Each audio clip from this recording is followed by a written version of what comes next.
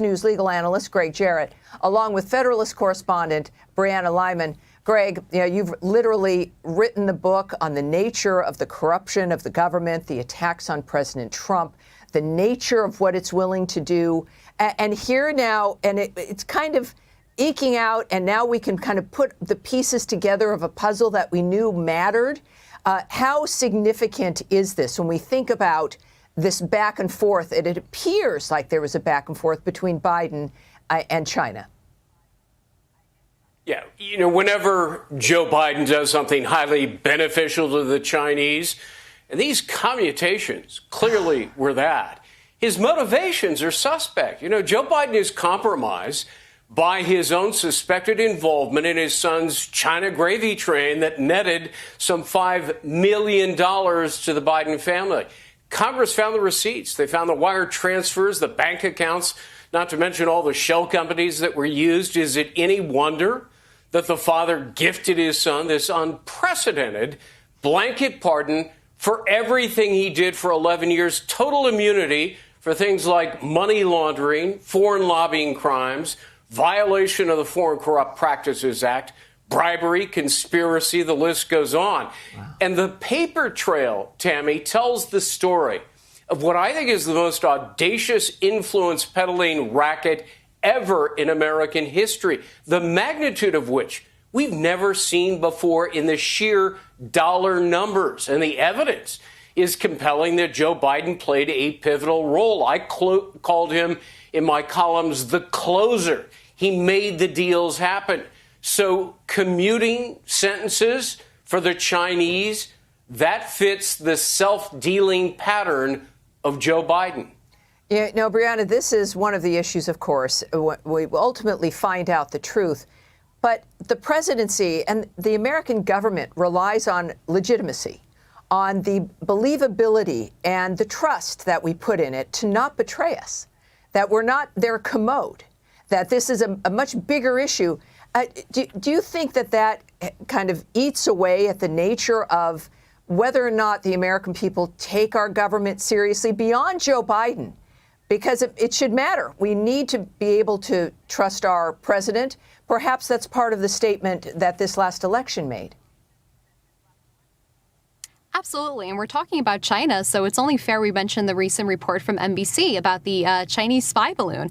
And while it's great that we talk about the details of the updates to that story, what it really does is it underscores just how untrustworthy the Biden-Harris administration and the intelligence community has been. Because remember, they spent, weeks telling us that this was a weather balloon, that there was nothing to be concerned about because they were trying to gaslight the American people and conceal the fact that they allowed our foreign adversary to fly a spy balloon over the country for days with no repercussions. And then they tried to conceal it from Congress and the American people. So these types of stories should really underscore why people shouldn't not only trust the intelligence communities, but the Biden-Harris administration, especially with the backdrop of all these drone stories. If they're willing to lie to us about all these other things, what else are they going to do? They never thought, you guys, that we would be back in charge, that the regulars, the normals, would be back in charge. They just thought that they would get away with this because they saw that spy balloon, we know, when it launched out of China, I believe, and they watched it come around to the islands and across to Alaska, and they knew it, and then they let it traverse the entire country. Greg, when we think about the corruption in this regard, and I mentioned that Stephen Miller in the previous segment, is that it's not just Joe Biden. As you've talked about, it's the swamp. It's this entire dynamic. Do you think with the agenda that we've heard spoken about by Donald Trump and the things he's pledged, is it possible to really, and with Doge and all of this, is there a way to really bite into this pit of corruption that we're dealing with? Well, even if you expose, let's say, half of it, it's going to be earth-shattering, shocking, breathtaking to the American public.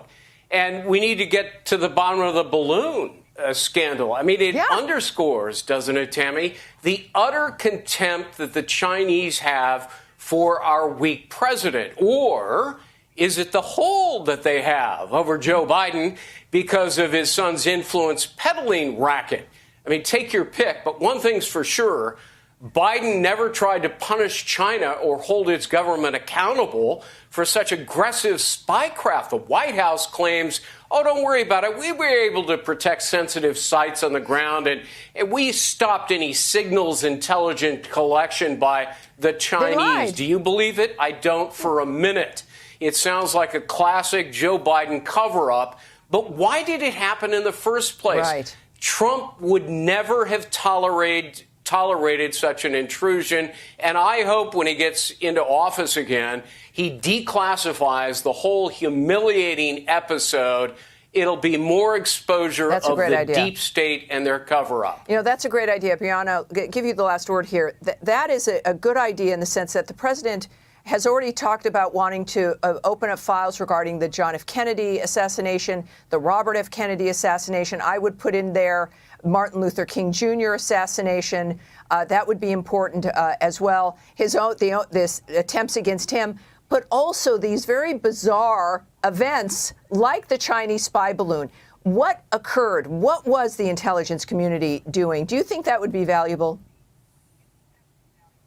Absolutely. Donald Trump can give the Biden administration a masterclass in what being the administration of truth and transparency actually means. And it starts with declassifying all of these documents and more, and also giving more having more accountability in the White House. You know, Joe Biden, it wasn't just that China had contempt for him. Joe Biden had contempt for the American people because he didn't mind gaslighting us and lying to our face to try and conceal a massive scandal. Yeah, that's it. You know, all goes down to it. Greg, you mentioned it. This is about betrayal. It's about the nature of if that's the guy that they put as president, the Democratic Party, and then Kamala, this is really the attitude, I think, of the entire Democratic Party.